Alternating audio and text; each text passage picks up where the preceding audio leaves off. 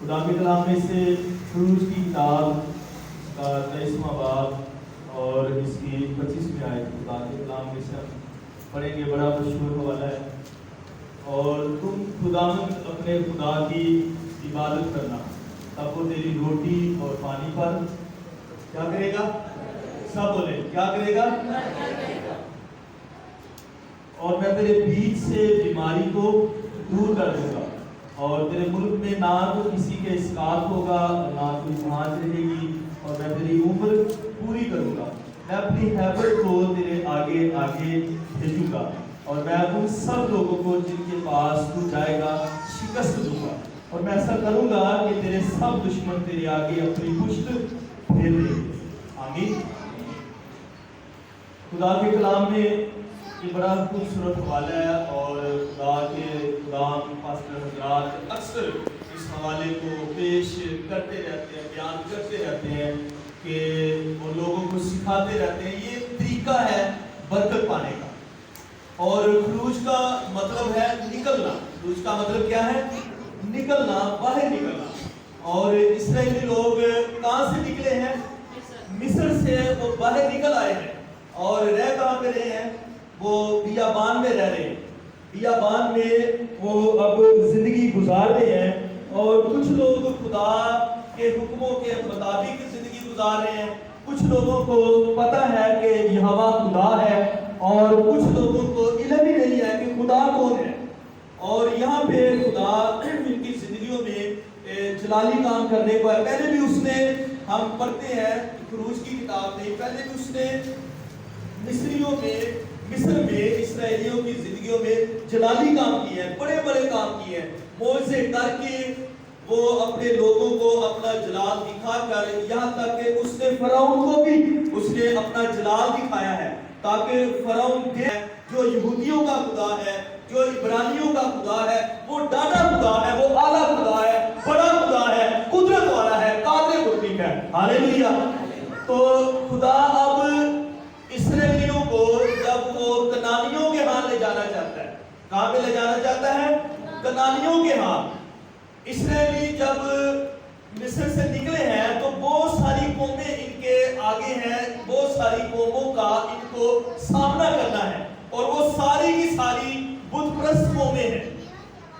مصر سے نکلے ہیں، اب خدا ان کو کنانیوں میں لے جانا چاہتا ہے، اور کنانی لوگ دیوتاؤں کو مانتے ہیں، اور یہاں ملک کنان میں بہت ساری قومیں آباد تھی۔ جیسے امریکہ میں بہت ساری قومیں آباد ہیں، پاکستان میں بہت ساری قومیں، بہت سارے مذاہب کے لوگ رہتے ہیں، وہاں پہ بھی یبوسی تھے، حوی تھے، یونانی تھے، اور بھی بہت ساری وہاں پہ قومیں آباد تھی، ارامی بھی تھے، امالیکی بھی تھے۔ تو یہ سارے کے سارے لوگ بت پرست تھے، ان لوگوں نے اپنے اپنے بت بنائے ہوئے تھے، اور یہ ان کی پرستش کرتے تھے۔ اور یہ لوگ پیچھے بھی ان کے اندر مصر کے جو طور طریقے تھے، مصر کے رسم و رواج ان کے اندر تھے، تو خدا یہ چاہتا ہے کہ یہ آگے جا کر یہ اس چیز کی گواہی دے کہ ان کے خدا نے، یہوہ پاک خدا نے مصر میں ان کے لیے بڑے بڑے کام کیے ہیں، اور آگے جا کر یہ شہادت دے۔ تو جن لوگوں نے ایسا جلال دیکھا، ایسی قدرت کو دیکھا، خدا کے معجزوں کو دیکھا، وہ سارے کے سارے لوگ نکمے تھے، کمزور تھے، وہ آگے جا کر گواہی نہیں دے سکتے تھے۔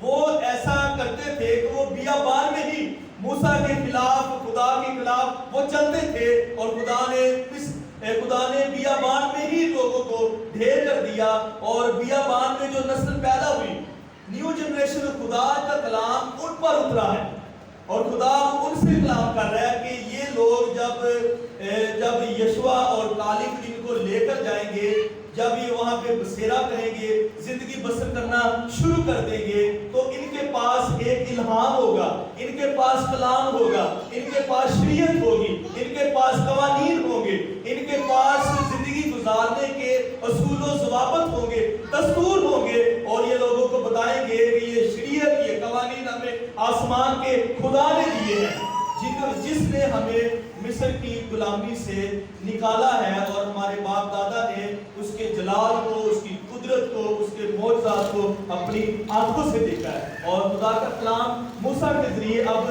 نیو جنریشن پر اترا ہے، اور یہ خدا نے طریقہ بتایا ہے برکت پانے کا، طریقہ بتایا ہے آگے بڑھنے کا۔ بعض دفعہ برکتیں ہوتی بھی ہیں لیکن لوگ آگے نہیں بڑھ رہے ہوتے، بعض دفعہ وسائل ہوتے ہیں، پیسہ بھی ہوتا ہے، سارا کچھ ہوتا ہے، لوگ ایک جگہ پہ وہ جمے رہتے ہیں۔ تو یہاں پہ خدا طریقہ بتا رہا ہے برکت پانے کا، خدا آگے بڑھنے کا، فتح پانے کا وہ طریقہ بتا رہا ہے کہ تم جب خداوند اپنے خدا کی عبادت کرو گے تو تم بیماریوں کا شکار نہیں ہوگے، جب تم خداوند اپنے خدا کی عبادت کرو گے تم دشمنوں پر کیا کرو گے؟ تم دشمنوں پر غالب آؤ گے۔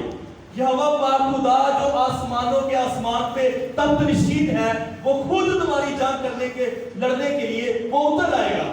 دشمن کلام مقدس میں لکھا ہے کہ ایک راستے سے آئیں گے، وہ 7 راستوں سے بھاگ کر چلے جائیں گے۔ خدا ایسی قوت تمہیں دے گا جب تم خدا کے حضور اس کی عبادت کرو گے، اس کی پرستش کرو گے۔ تو پچھلے دنوں بھی ہم نے اس کلام کو دیکھا، اس حوالے پر ہم نے غور کیا۔ عبادت کا مطلب بتایا گیا تھا۔ عبادت کا مطلب کیا ہے؟ کتنے لوگوں کو یاد ہے؟ عبادت کا مطلب کتنے لوگوں کو یاد ہے؟ عبادت کا مطلب ہے سجدہ کرنا۔ بعض دفعہ ہم عبادت کرنا صرف ہم پرستش کو ہی سمجھتے ہیں، ہم ساز لے کر جب ہم پرستش کرتے ہیں، ہم زبور گاتے ہیں، گیت گاتے ہیں، ہم اس کو عبادت کرنا سمجھتے ہیں۔ تو میرے عزیزو، جب ہم خدا کے حضور دعا میں جھک جاتے ہیں، سجدے میں جھک جاتے ہیں، اپنی قربانی خدا کے حضور لے کر آتے ہیں، اس طور سے ہم خدا کی کیا کرتے ہیں؟ عبادت کرتے ہیں۔ تو عبادت کا مطلب ہے خدا کو سجدہ کرنا، خدا کے حضور قربانی لے کر آنا، اپنے بدن کو پیش کر دینا، جو کچھ ہمارے پاس ہے قیمتی سے قیمتی وہ سب کچھ خدا کی نظر کر دینا، یہ ہماری حقیقی اور مقبول عبادت ہے۔ رومیوں کے خط میں 12ویں باب میں پہلی آیت میں یہی لکھا ہے کہ پولس رسول کہتا ہے، پس اے بھائیوں میں خدا کی رحمتیں یاد دلا کر تم کو یہ کہتا ہوں کہ تم اپنے بدن ایسی قربانی ہونے کے لیے پیش کرو جو زندہ اور پاک اور خدا کو پسندیدہ ہو۔ ہماری عبادت میں زندگی ہو، ہماری عبادت میں اثر ہو، ہماری عبادت پاک ہو، اس میں پاکیزگی چھلکتی ہوئی نظر آئے۔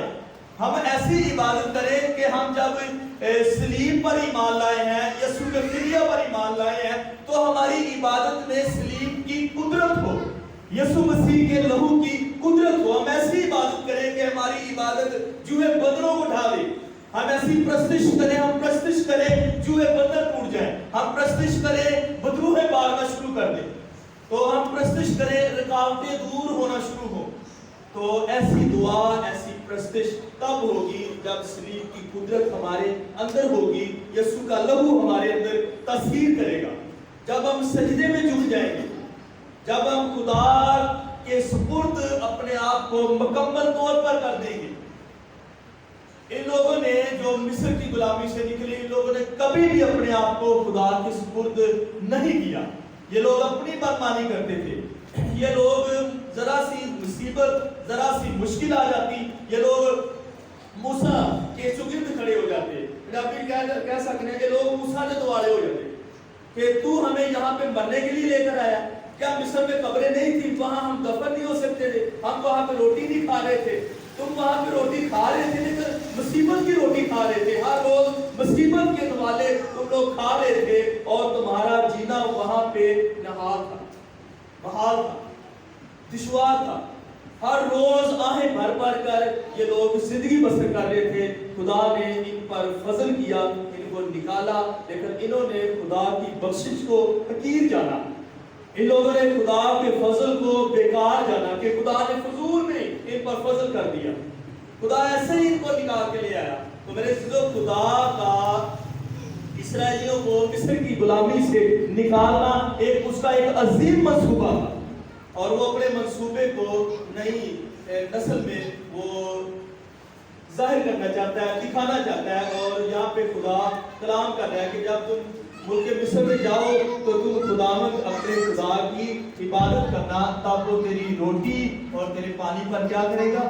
برکت دے گا۔ لوگ تیرے پاس اتنی جتنی افراد سے روٹی ہوگی لوگ خود تیرے پاس روٹی مانگنے کو آئیں گے، لوگ تیرے پاس آئیں گے کہ تو میری ضرورتوں کو کیا کر، پورا کر۔ استثناء کی کتاب اس کا 28واں باب اگر آپ پورے کا پورا پڑھیں تو یہ برکتوں سے بھرا ہوا ہے۔ جو لوگ خدا کی شریعت پر، خدا کے قوانین پر عمل کرتے ہیں، خدا کی عبادت کرتے ہیں، کلام مقدس میں لکھا ہے کہ خدا ان کو برکت پر برکت دیتا ہے۔ وہاں پہ بڑے وعدے ہیں، اور اسی حوالے کو جب ہم نے پڑھا ہے تو میں جب اس کو پڑھ رہا تھا رات کو، اس میں 9 وعدے ہیں، اور روح القدس کی 9 ہی نعمتیں ہماری زندگیوں میں کامل ہوتی ہیں۔ تو 9 وعدے انسان کی زندگی میں جب خدا کے وعدے پورے ہوتے ہیں تو انسان پھر خدا کے جلال کو، اس کی قدرت کو دیکھتا ہوا وہ آگے بڑھتا جاتا ہے، وہ ہر چیز کو زیر کرتا جاتا ہے، وہ ہر چیز کو حاصل کرتا جاتا ہے، اور لوگ دیکھتے ہیں انسان کے کاموں کو اور ظاہر کیا ہو رہا ہے، خدا کا جلال۔ تو جب ہم خداوند اپنے خدا کی عبادت کریں گے تو ہمارے گھر میں خدا کی حضوری ہوگی، خدا کی برکت ہوگی، اس کا جلال ہوگا، خدا کا روح ہمارے گھر میں، ہماری زندگیوں میں جنبش کرے گا۔ تو ضرورت اس بات کی ہے کہ ہم خدا کے حضور ہم سجدے میں آئیں۔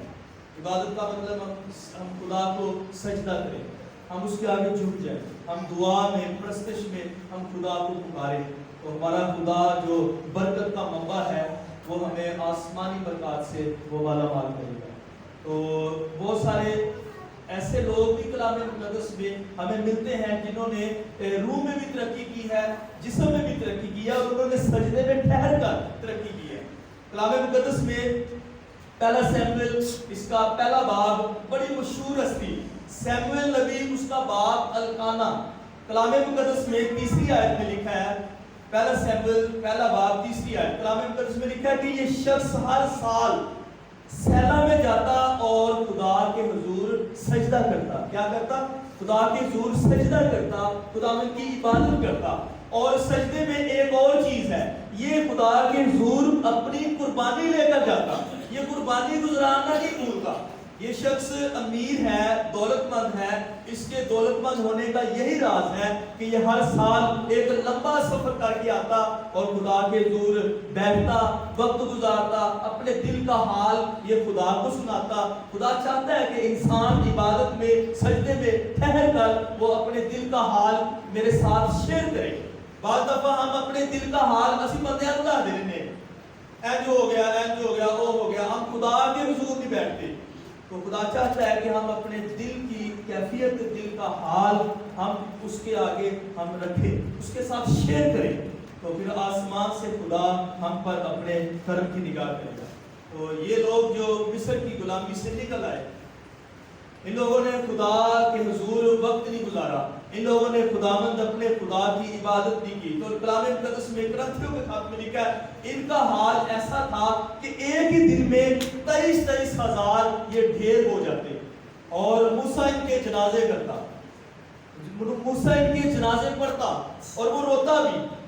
جو نبی ہوتا ہے، جو خادم ہوتا ہے، اس کے اندر لوگوں کے لیے درد ہوتا ہے کہ میں اتنی محنت کر کے فرعون کو اتنا منا کر، پھسلا کر، اتنی محنت کر کے، لان تان ہو کر، اپنے لوگوں سے بھی اس کو لانتیں ملتی، میں نے اتنی محنت کی ہے، اتنی جستجو کی ہے، اور یہ لوگ پھر مصر سے نکل کر بیابان میں بھی یہ لوگ ہلاک ہی ہو گئے۔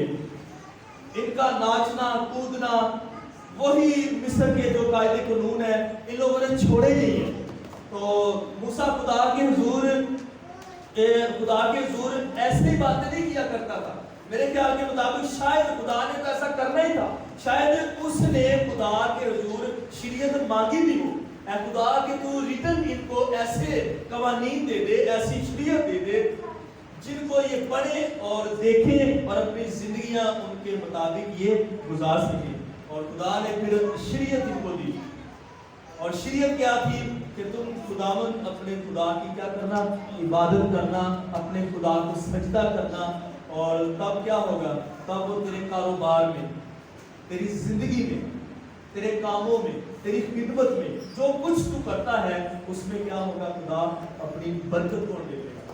یوسف وہ مصر میں بھی ہے، مصر میں کیسے لوگ ہیں، سارے کا سارا مصر وہ بت پرستوں سے بھرا ہوا ہے، تاریکی سے بھرا ہوا ہے، اور ایک ہی دیا، ایک ہی چراغ ان کے اندر وہ چمک رہا ہے، اور اس کے ہاتھوں پہ خدا کی برکت ہے، قدرت ہے، اور اس کا راز یہی ہے کہ وہ یہوہ پاک خدا کے آگے ہر روز جھکتا ہے، سجدہ کرتا ہے۔ دوسرے لوگ چاہے کچھ بھی کریں، چاہے وہ فرعون کے، چاہے وہ پوتیفار کے قبضے میں ہے، اس کے کنٹرول میں ہے، لیکن اس کو پتا ہے کہ میں روحانی طور پر آسمان میں جو خدا ہے، یہوہ ہے، جو مجھے یہاں پہ لے کر آیا ہے، میں اس کے کنٹرول میں ہوں اور اس کی عبادت کروں گا، اس کو سجدہ کروں گا، اور خدا مجھے یہاں پہ بھی محفوظ رکھے گا۔ اور میرے عزیزو، جب وہ اپنے خدا کو سجدہ کرتا ہے، اس کی عبادت کرتا ہے، اس کی پرستش کرتا ہے، تو خدا اس کو مصر کا حاکم بنا دیتا ہے۔ ہاللیلویہ۔ تو میرے عزیزو، جب ہم دل سے اپنے خدا کو سجدہ کریں گے، اپنے خدا کی عبادت کریں گے، کلام میں یہ بھی ایک حکموں میں سے حکم ہے کہ تو اپنے خدا کو اپنے سارے دل، اپنی ساری جان، اپنی ساری طاقت، اپنی ساری عقل سے کیا کر، پیار کر، محبت کر، اس کی عبادت کر، تو تب بھی خدا اپنے وعدوں کو ہماری زندگیوں میں پورا کرے گا۔ تو میرے عزیزو، جس کام کو بھی ہم ہاتھ لگائیں گے وہ کام بابرکت ہوگا۔ ہم جس کام کے لیے منصوبہ باندھیں گے، خدا اس منصوبے کو پایا تکمیل تک پہنچائے گا۔ بہنیں جو گھروں میں ہیں، کچن میں ہیں، گھروں کا کام کرتی ہیں، جب وہ ٹائم نکال کر جب وہ خدا کے حضور جھک جائیں گی، خدا ان کے ہاتھوں کو بلیس کرے گا، ان کی انگلیوں کو بلیس کرے گا۔ اور یہ جس ایک استثناء کی کتاب 28ویں باب میں بہنوں کے بارے میں برکتیں ایسی ہیں کہ ان کے بارے میں لکھا ہے، جب یہ کٹھوتی کہتے ہیں پرات کو، کنالی کو، جب یہ کٹھوتی کو، پرات کو جب یہ ہاتھ لگائیں گی وہ برکت ہو جائے گی۔ ہاللیلویہ۔ تو یہ کیسے ہوگا؟ جب ہم خداوند اپنے خدا کی عبادت کریں گے، اس کی پرستش کریں گے، اس کو سجدہ کریں گے، تو میرے عزیزو اس پرات میں بھی برکت آ جائے گی۔ کچن کے سارے برتنوں میں خدا کی حضوری، اس کی برکت ٹھہر جائے گی۔ اور برکت پانے کا یہ بہت ایک ہی طریقہ ہے، جب ہم خداوند اپنے خدا کی عبادت کریں گے تو ہم سرفراز ہوں گے، ہمارے گھر میں روٹی کی کمی نہیں ہوگی، کسی چیز کی کمی نہیں ہوگی، تو ہم بیمار نہیں ہوں گے۔ کلام مقدس میں استثناء کی 28 باب کو ہی ہم لیتے ہیں، آگے لکھا ہوا ہے کہ اگر تو میرے قوانین کو نہ مانے، تھوڑا سا پڑھ لیتے ہیں، نکالے ذرا جن کے پاس بائبل ہے، استثناء 28واں باب۔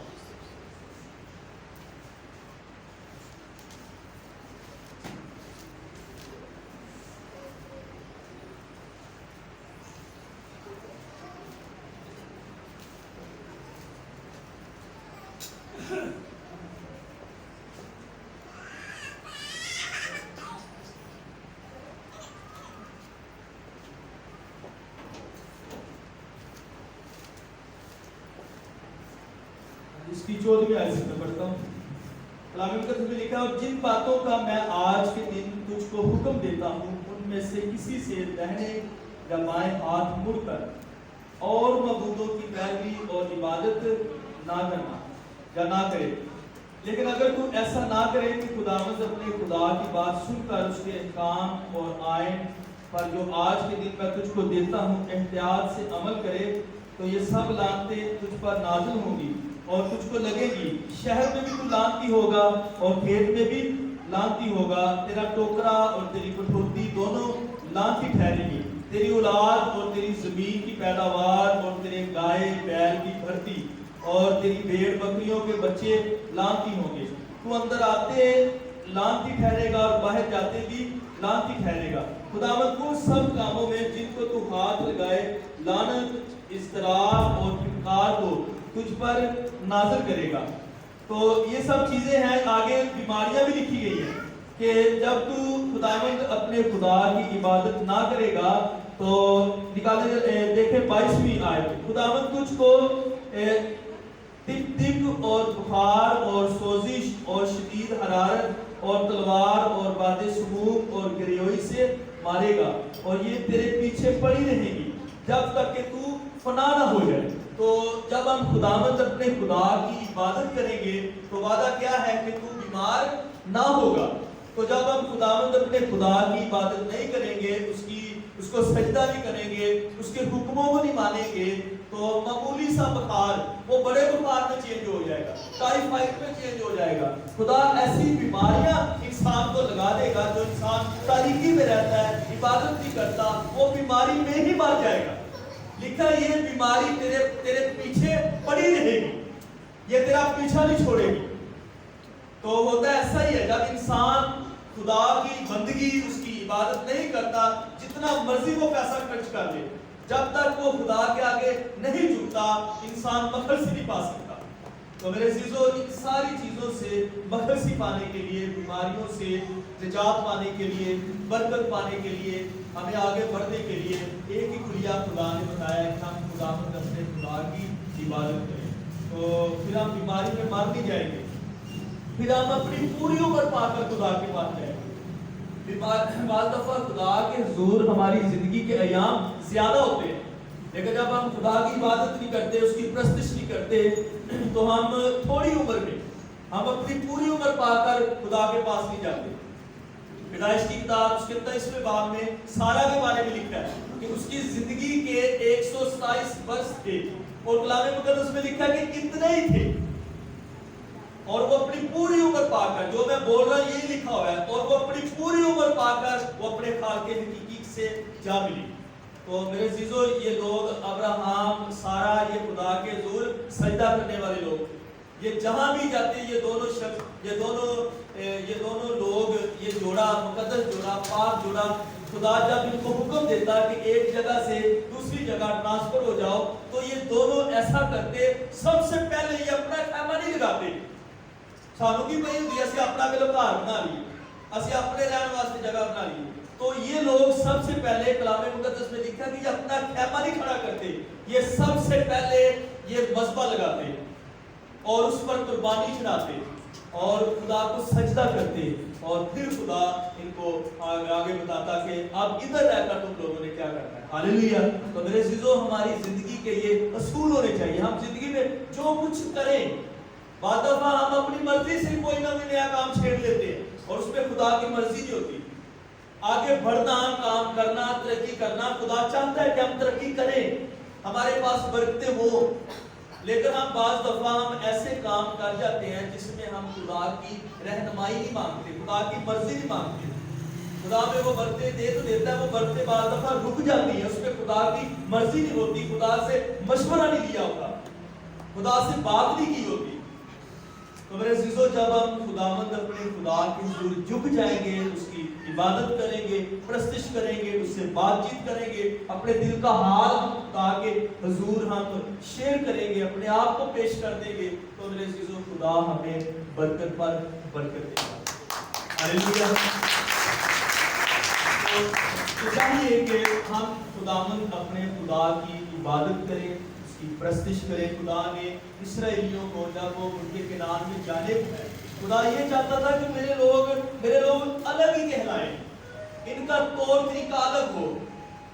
اگر فرض کریں، اگر مسلمان بھی اگر کوئی کام کر رہے ہیں جو ہم کام کر رہے ہیں، تو تیسرا شخص دیکھے گا تو وہ کوئی فرق نہیں معلوم کرے گا۔ اگر وہ بھی ہمارے جیسے کام کر رہے ہیں، ہم بھی ان کے جیسے کام کر رہے ہیں، تو ہم سب ایک جیسے۔ اگر وہ کوئی کچھ اور کر رہے ہیں، ہم کچھ اور کر رہے ہیں، تو پھر کیا ہوگا؟ پھر فرق ہوگا، اور لوگ جانیں گے کہ لوگ ہم میں فرق ڈھونڈیں گے۔ پھر پتہ چلے گا خدا کے لوگ کون ہیں اور دوسرے معبودوں کے لوگ کون ہیں، پھر فرق پیدا ہوگا۔ ایک خدا کے بندے میں، ایک راست باز بندے میں اور ناراست بندے میں خدا ہمیشہ فرق دیکھنا چاہتا ہے۔ رویہ بھی ہوئی رکھتا نے، اگر راست باز بندے دیا بھی ہوئی رکھتا ہے، دو بھی ایک ہی سانچے دے دے، تو پھر فرق نہیں، خدا خوش نہیں ہوگا ایماندار کی حالت میں۔ تو میرے عزیزو، خدا یہ چاہتا ہے کہ جب اس نے ہمیں چن لیا ہے، اس نے ہمیں اس لیے چنا ہے کہ ہم اس کی عبادت کریں، اس کی پرستش کریں۔ تو خدا دنیا کے لوگوں میں اور خدا